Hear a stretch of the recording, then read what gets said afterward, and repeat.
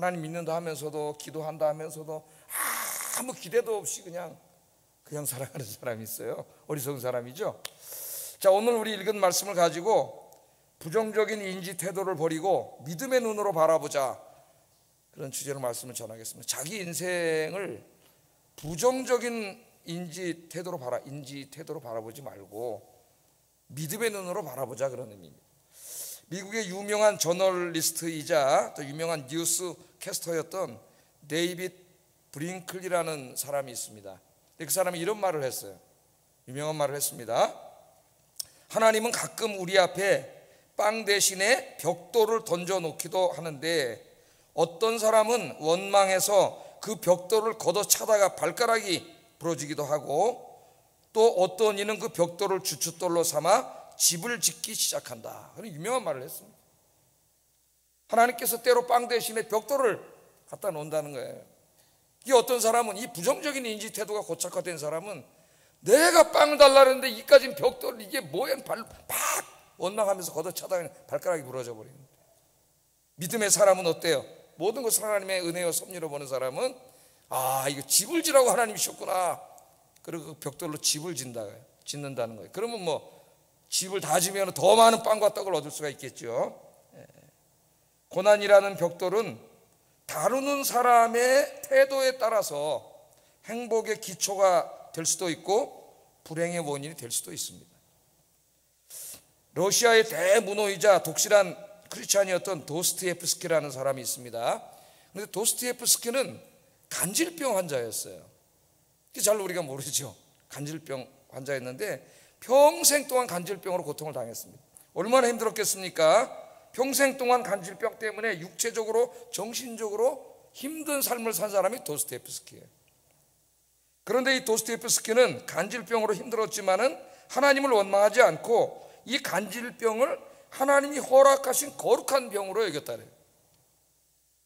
그래서 그 힘들고 어려운 가운데서도 열심히 문학에 정진해서 우리가 잘 알고 있는 죄와 벌이라든가 까라마조프의 형제들이라든가 등등 사람들에게 감동을 주는 위대한 문학 작품들을 많이 만들 수가 있었습니다. 자, 사람들은 이 도스토옙스키를 많이 연구들 하는데, 연구하는 사람들은 도스토옙스키의 작품들의 일관된 주제가 있다 그래요. 그 일관된 주제가 뭐냐면은 역경을 극복하는 인간들의 모습, 역경을 극복하는 인간들의 모습이라는 겁니다. 많은 평론가들이 도스토옙스키의 작품 세계를 평가할 때 그의 질병과 고통이 그의 문학에 미친 영향을 많이 연구하고 있습니다. 그래서 제가 한번 이렇게 찾아봤더니 그 도스토옙스키 연구하는 연구자들의 상당수가 바로 이 부분이에요. 그 인생에 닥쳐왔던 간질병, 고난, 또 4년 동안 감옥에 gat혀 있었죠. 장교로 입대했다가 체포돼 가지고 4년 동안 감옥에 갇혀 있다가 그 감옥살이 끝나고 6년 동안 사병으로 봉사, 10년 동안, 그러니까 그 인생에 고난이 굉장히 많았어요. 그래서 그의 그 작품의 위대함과 그 인생이 평생 동안 있었던 간질병, 그 다음에 그 감옥에서 10년, 한 번은 또 사형 선고 받았다가 살아나기도 했지 않습니까? 이런 모든 이 고난 관계를 깊이 연구했는데 20세기 최고의 전기 작가였던 스티븐 스바이크라고 하는 이 유대인으로서의 오스트리아인인데요, 이분이 도스토옙스키 작품에 대해서 이런 말을 했다래요.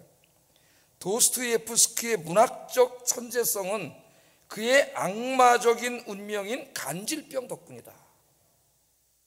간질병이 있으면 얼마나 힘들고 어렵겠어요. 우리 입에서 그것이 불평과 원망으로 나오기가 쉬운데, 이 스파이크는 어떻게 평가를 했냐면 도스토옙스키의 문학적 천재성은 그 고통 때문에 나왔다는 거예요. 간질병으로 인한 고통 때문에 그 위대한 문학 작품이 나왔다고 평가를 하고 있습니다. 자, 평생 동안 이 고난을 당했잖아요. 얼마나 많은 고난이 있습니까? 그러다 보니까 인간의 고난에 대해서 누구보다도 자기가 경험해서 아는 사람이에요. 그냥 어떤 이론적으로 인간의 고난을 이야기하고 심리 상태를 이야기하고 그런 사람이 아니에요. 자기가 신이 사형당해서 총을 쏘려고 총을 딱 거총에 쏠라 그러는데 황제가 갑자기 사람을 보내가지고 사형 중직을 해서 살아났잖아요. 도스토옙스키 죽음의 직전까지 갔던 그런 사람이에요. 10년 동안 그 감옥과 군대 생활을 하고 평생을 간질병으로 고통을 당했기 때문에 그의 작품 속에는 그 인간의 고뇌, 그리고 그 고통 속에서 그 인간의 고뇌를 극복해 나가는 인간의 그 힘, 거기에 대해서 누구보다도 잘 글을 쓸 수 있었고 사람들에게 감동을 줄 수 있었던 거죠. 감동. 위대한 그 작가들의 작품은 그 시든지 뭐 소설이든지 아니면 음악이든지 미술 작품이든지 대부분이 그 작가의 고난 속에서 나옵니다. 고난이 없이는 위대한 작품이 나온 경우가 거의 없어요. 위대한 작품. 이 도스토옙스키의 신앙의 위대함은 자신의 인생을 원망과 불평의 눈으로 바라본 것이 아니고 믿음의 눈으로 바라봤다는 거예요. 믿음의 눈으로. 하나님께서 너무 힘들지만은 이것을 통해서 나에게 주신 은혜가 있구나, 하나님의 섭리가 있구나, 그걸 깨닫고 열심히 고난 속에서 글을 써가지고 위대한 작품들을 쓴 겁니다. 자, 오늘 본문에는 이 부정적인 인지 태도가 인생에 확 박혀버린 사람이 있어요. 고착화된 사람들. 조금만 힘들고 어려우면은 그것을 금방 부정적으로 바라보고 하나님을 원망하고 지도자를 원망하고 불평하고 자기 인생을 원망하고 부모를 원망하고 이렇게 살아가는 부정적인 인지 태도가 완전히 고착화된 사람들의 이야기가 나옵니다. 바로 출애굽 당시의 이스라엘 백성들이에요. 이스라엘 백성. 자, 오늘 본문에 보면은 엘림을 떠나서, 엘림은 이제 하나님이 광야에 서로 가신 축복이었죠.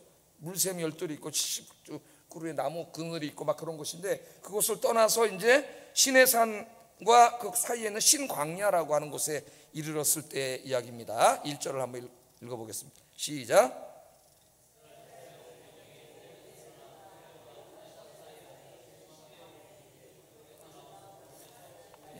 저 지도를 보면 잘 보이나요? 시내산과 엘림 사이에 저 신광야 주황색 것이 보이죠? 저 정도 있을 때다 이렇게 알고 있으면 되겠습니다. 자, 성경은 이때를 2월 15일이라고 말합니다. 그러니까 이스라엘 백성은 1월 15일 날 떠났으니까 출애굽한 지 한 달이 지났을 때, 한 달. 그러니까 나올 때 애굽 사람들이 뭐 금도 주고 은도 주고 좀 또 사막길 간다 그러니까 식량도 조금 준비해서 가지 않았겠어요? 여행길 가는데 준비해 왔는데, 이제 그렇게 가다 보니까 갖고 와봐야 얼마나 갖고 가겠어요? 그거를 며칠분 식량이나 가지고 가겠습니까? 그러니까 떠나면서부터 이 사람들의 걱정이, 가는데 보니까 사막길이에요. 음식이나 식량, 뭐 음료를 구할 수 있는 것이 아니에요. 근데 가진 거는 한계가 있어요. 계속 걱정을 하고 아마 갔을 거예요. 한 달이 가까워올수록 아마 이제 가진 건 다 떨어지고 점점 더 어려운 지경에 처했을 겁니다. 여러분, 은행에 내가 얼마 돈이 저축해 놓은 게 있는데 어느 날 실직이 돼가지고 계속 직장 구해지지 않고 은행 잔고는 계속 축나면서 하루하루 살고 있다고 한번 생각을 해보세요. 그렇게 안 살아보셨어요? 제 미국에서 한번 살아봤어요. 가져간 돈이 통장에 있고 이게 매일매일 학비도 빠져나가고 생활비도 빠져나가는데 수입은 없고 점점 줄어들고 있는 그 심정을 내가 너무나 잘 알죠. 여기 지금 그런 상태입니다, 이 사람들이. 근데 한 달이 지나니까 이제 식량이 뭐고 다 떨어졌고 이미 먹을 것도 없어요. 아니, 하나님이 광야로 데려왔으면 뭔가 좀 떨어지기 전에 기적적인 방법으로 막 주실 줄 알았는데, 물론 하나님은 주실 겁니다. 그런데 이들은 그런 게 당장 눈앞에 나타나지 않으니까 어떻게 했어요? 모세와 아론을 원망하기 시작했습니다. 모세와 아론을 원망했는데 모세가 뭐라 그래? 그건 하나님을 원망한 거라 그랬죠. 결국 하나님을 원망했어요. 하나님을 원망했어요. 2절 3절 한번 읽어보겠습니다. 시작.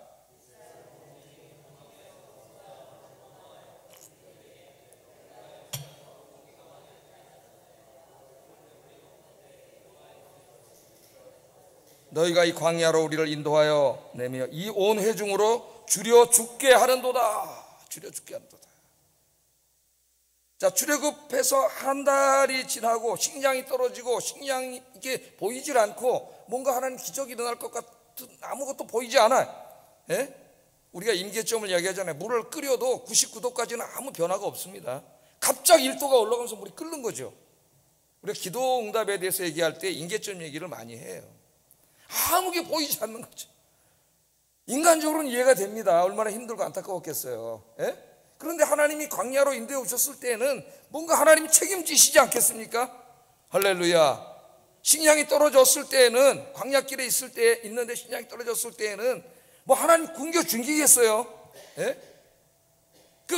그런 상황에 처했을 때 뭔가 하나님이 역사하시려고 한다고 하는, 하나님 뜻이 있다고 하는 것을 믿는 게 믿음인데 이 사람들은 그런 믿음이 없습니다. 그래서 하나님을 원망하기 시작했어요. 자, 요 전에 보면 마라에 도착했는데 물이 있어요. 물을 먹으려 했더니 물이 써서 먹을 수가 없어. 그랬더니 또 하나님을 원망해. 또 그 전에 보세요. 홍해바다 앞에 하나님 홍해로 이끌어 왔잖아요. 그럼 거기 빠져 죽이려고 데려오셨겠어요? 홍해를 어떻게든지 하나님 가르치든지 뭐 어떻게든지 하여튼 보내시려고 살려주시려고 데려온 거지. 근데 홍해바다가 있으니까 또 하나님을 원망하기 시작해요. 이스라엘 백성들은 자기들 앞에 인생에 조금만 힘든 일이 생기면 그것을 부정적으로 바라보고 지도자와 하나님을 원망했습니다. 그래서 제가 얘기하잖아요. 이스라엘 백성들 1세대들이 왜 망했느냐, 왜 가나안 땅 약속을 받고 나왔는데 40년 동안 광야길 돌아다니다 다 죽었습니다. 한 사람도, 여호수아와 갈렙 두 사람 빼고는 한 명도 못 들어갔어요. 그 축복을 약속받고 나왔는데 광야 셈에다 다 죽었어요. 왜 망했다 그랬어요? 원망하고 불평하다 망했어요. 하나님이 뭔가 하나님의 섭리 가운데 선하신 뜻을 이루려고 잠깐 무리 없게 하시고 잠깐 신경이 없게 하시고 그렇게 하시는데, 곧 하나님의 엄청난 역사를 체험하게 될 텐데 그걸 못 참고 그 힘든 상황을 바로 원망하는 거죠. 여러분들은 여러분의 인생을 어떻게 바라보고 있습니까? 요즘 어떠세요? 요즘 감사하십니까?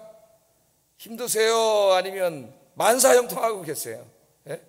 힘들어도 은혜요, 만사형통해도 은혜인 줄로 믿습니다. 때로는 하나님이 만사형통하게 하실 때도 있고, 때로는 더 좋은 영육간의 복을 주시기 위해서 잠깐 우리를 연단하시려고 고난 가운데 두실 때도 있어요. 다 하나님의 은혜예요. 이게 믿음의 눈으로 바라보는 거예요. 이 모든 것이 하나님의 은혜고 여기는 하나님의 선하신 뜻이 분명히 있습니다.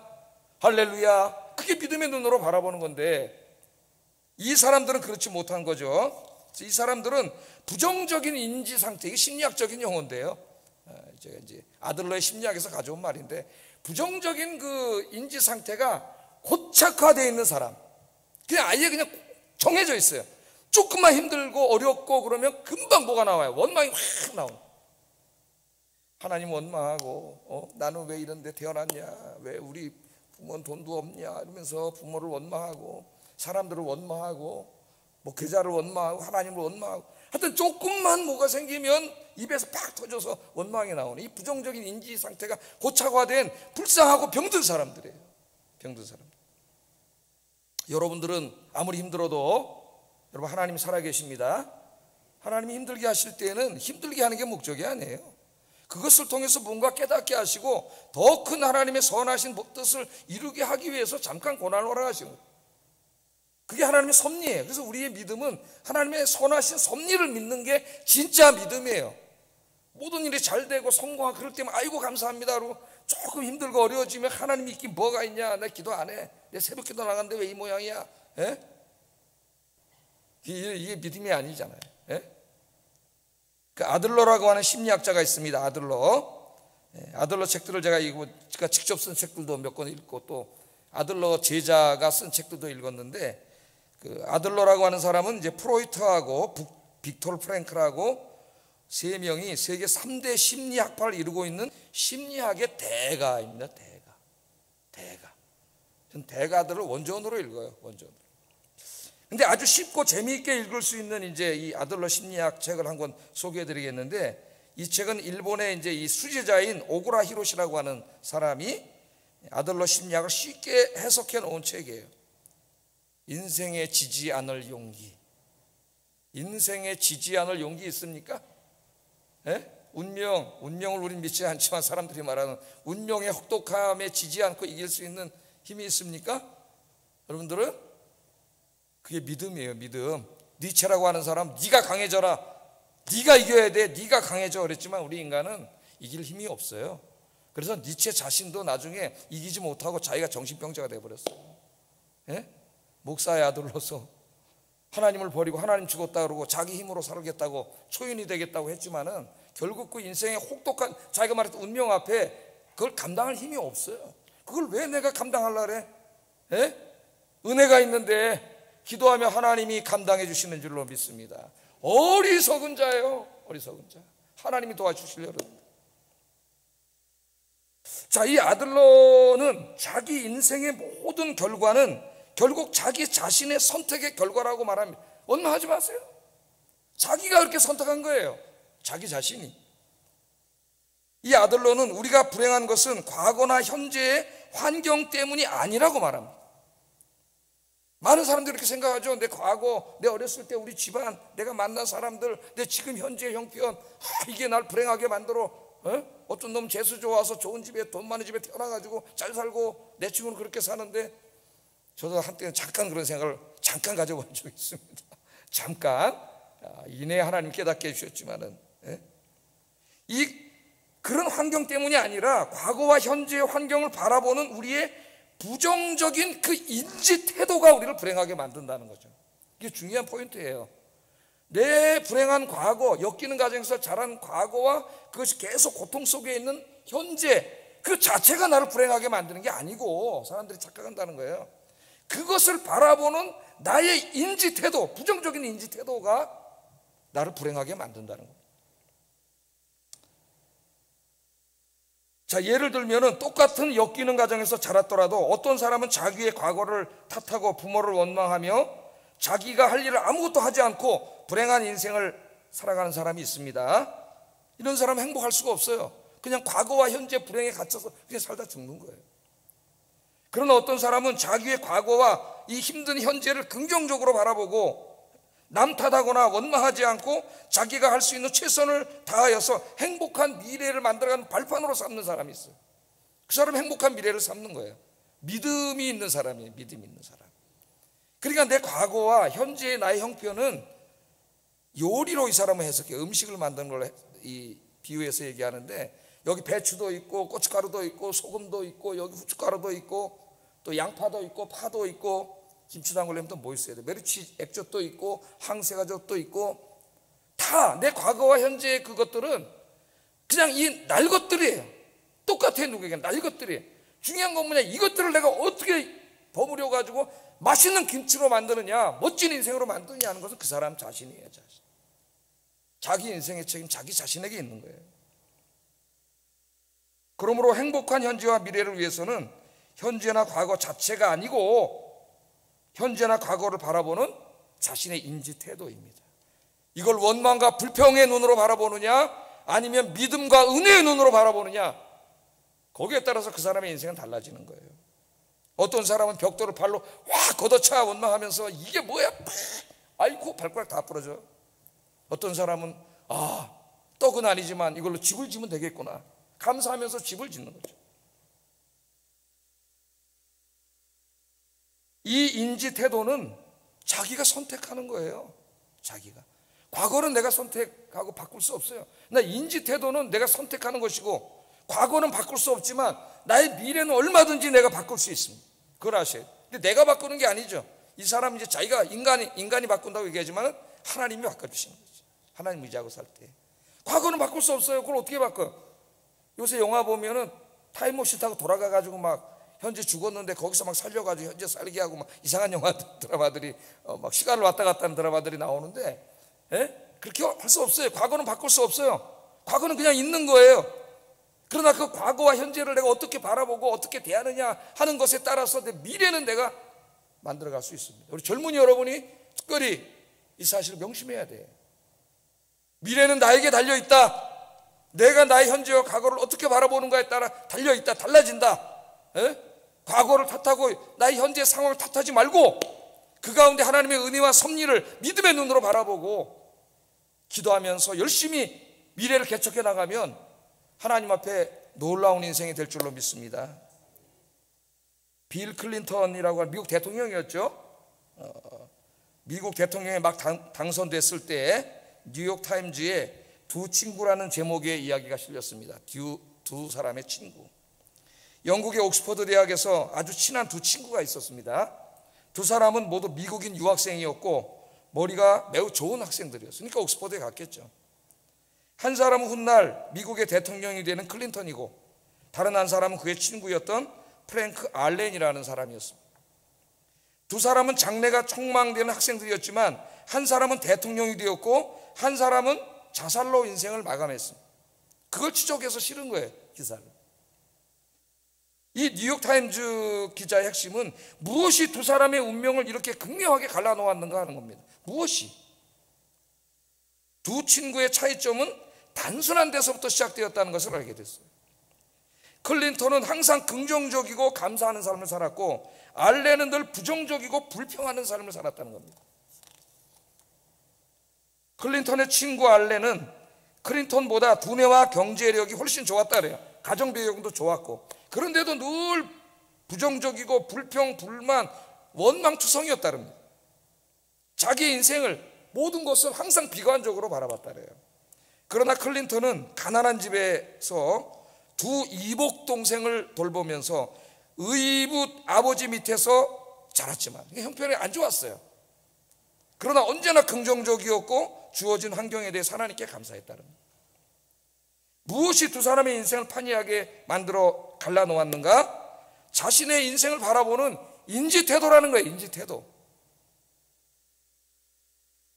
우리 인생에서 벌어진 일들은 다 하나님의 섭리입니다. 섭리의 관점에서 우리 인생을 바라보면 내 인생이 새롭게 보이고 감사할 것밖에 없습니다. 누구도 원망하지 말고, 과거 탓, 부모 탓, 환경 탓 하지 말고, 원망하지 말고, 나의 과거 환경에 대해서 하나님께 감사하면서 기도하면서 내가 할 수 있는 일에 최선을 다하는 여러분 되시기를 주의 이름으로 축복합니다. 앞으로 여러분의 미래는 무한하다. 무한하다. 여러분이 지금 그런 믿음을 가지고 믿음의 눈으로 현재를 바라보면서 하나님 의지하고 기도하면서 나가면 여러분의 미래는 하나님의 축복의 미래로 만들 수가 있어요. 여러분 기도하면서 감사하면서 모든 것을 은혜의 관점에서, 믿음의 관점에서, 섭리의 관점에서 보면서 살아가시는 여러분 되기를 주의 이름으로 축복합니다. 그런데 오늘 이스라엘 백성들은 그러한 어려운 문제에 직면할 때마다 부정적으로 바라보고 원망을 했어요. 오늘 본문에 보면은요, 하나님께서 이스라엘이 원망했다는 말이 여러 번 나와요. 그걸 들으셨다. 니들이 원망하는 걸 들었다. 하나님 다 듣고 계셔요. 예? 하나님은 복을 주시려고 고난을 허락하셨는데 그걸 모르는 이 아둔한 자들은 원망하는 거예요. 원망. 8절 한번 읽어볼까요? 8절 시작.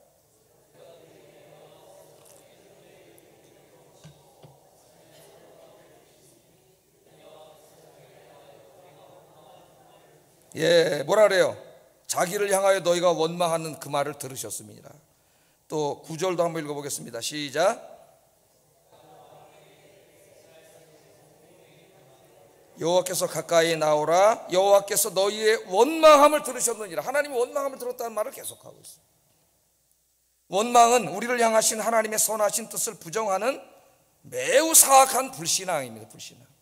하나님은 은혜를 주시려고 고난을 주신 건데, 잠깐 그 선하신 뜻을 모르고 원망하고 불평한다는 것은 하나님의 선하신 은혜를 부정하는 큰 죄예요. 불신앙. 나중에 하나님이 너희가 10번이나 나를 원망했다래요. 10번이나. 이스라엘은 그 하나님의 선하신 뜻을 깨닫지 못하고 계속 원망하는 거예요. 그런데 오늘 본문에 보면 하나님이 원망을 들으셨다고 계속 얘기하시면서도 그들에게 만나와 메추라기를 보내주시겠다고는 또 얘기를 하세요. 4절 한번 읽어보겠습니다. 시작. 그때 여호와께서 모세에 이르시되 보라, 내가 너희를 위하여 하늘에서 양식을 비같이 내리리니 백성이 나가서 일용할 것을 날마다 거둘 것이라. 12절 읽어봅니다. 내가 이스라엘 자손의 원망함을 들었노라. 그들에게 고하여 이르기를 너희가 해질 때에는 고기를 먹고 아침에는 떡으로 배부르리니 나는 여호와 너희의 하나님인 줄 알리라 하라 하시니라. 아멘. 자, 여기 12절 말씀을 보면은 보세요. 원망을 들으셨다는 것과 만나와 메추라기를 주시겠다는 말이 같이 나옵니다. 논리적으로 맞지 않아요. 너희가 기도했기 때문에, 하나님을 기쁘시게 했기 때문에 내가 만나와 메추라기를 주리라. 그럼 논리적으로 맞습니다. 그런데 오늘 이 말씀에는 너희가 원망하는 말을 내가 들었다. 그런데 그럼에도 불구하고 하나님 뭐라 그래요? 만나와 메추라기를 주신다 그래요. 그러니까 우리 같은 죄인을 사랑하시는 하나님의 사랑은 논리적으로 설명할 수 있는 사랑이 아니에요. 우리 인간의 사랑은 논리적이고 합리적입니다. 저 사람이 나에게 잘해주기 때문에, 나를 칭찬해주기 때문에, 나를 기쁘게 해주기 때문에 내가 사랑하는 거예요. 우리 인간의 사랑은 그렇잖아요. 근데 하나님의 사랑은 우리가 하나님을 향해 대적하고 원망하고 죄를 짐에도 불구하고, 그럼에도 불구하고 사랑해 주시는 사랑이에요. 그래서 20세기의 위대한 신학자인 칼바르트는 하나님의 사랑은 그럼에도 불구하고의 사랑입니다. 위대한 말을 했죠. 성경을 기자들이 물어봤어요. 칼바르트 스위스 사람인데 미국에 도착할 때 공항에 기자들이 나와서 위대한 신학자, 유명한 신학자 보니까 물어봤습니다. 성경을 한마디로 말하면 뭡니까? 하나님은 사랑이십니다. 성경을 한마디로 말하면 뭐라고요? 하나님은 사랑이십니다. 예? 우리가 죄인임에도 불구하고 그럼에도 불구하고의 사랑입니다. 하나님의 사랑은 그럼에도에 불구하고. 하나님의 사랑은 어떤 사랑이라고요? 그럼에도 불구하고의 사랑. 논리로 이해할 수 없는 사랑입니다. 무슨 인과관계가 있어서 주시는 사랑이 아니에요. 자격이 없음에도 불구하고 그냥 주시는 사랑입니다. 외아들까지 주시는 사랑.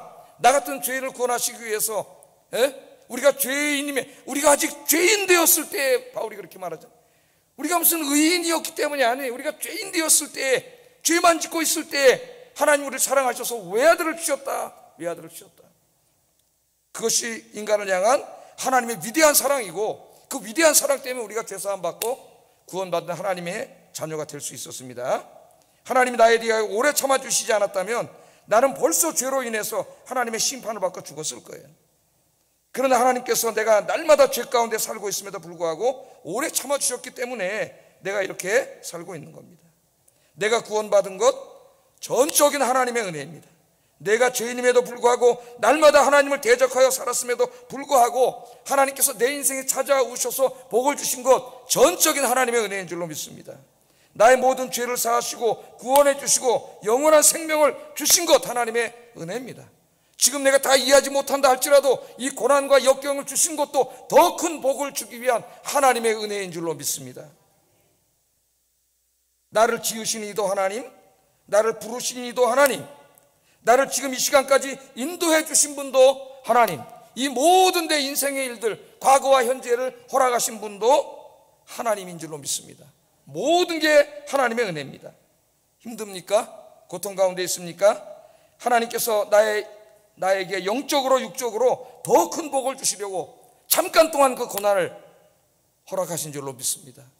내 인생을 그렇게 바라보는 것이 믿음의 눈으로 바라보는 것이고 은혜의 눈으로 바라보는 것이고 섭리의 눈으로 바라보는 거예요.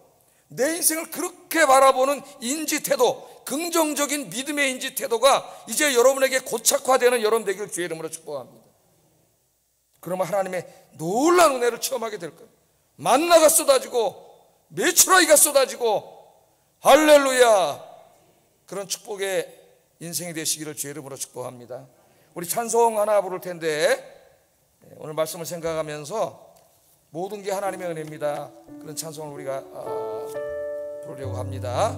나를 지으신 이가 하나님, 나를 부르신 이가 하나님, 나를 보내신 이도 하나님, 나의 나 된 것은 다 하나님의 은혜라. 우리 내 인생의 모든 것은 하나님의 은혜임을 고백하면서 찬송하겠습니다.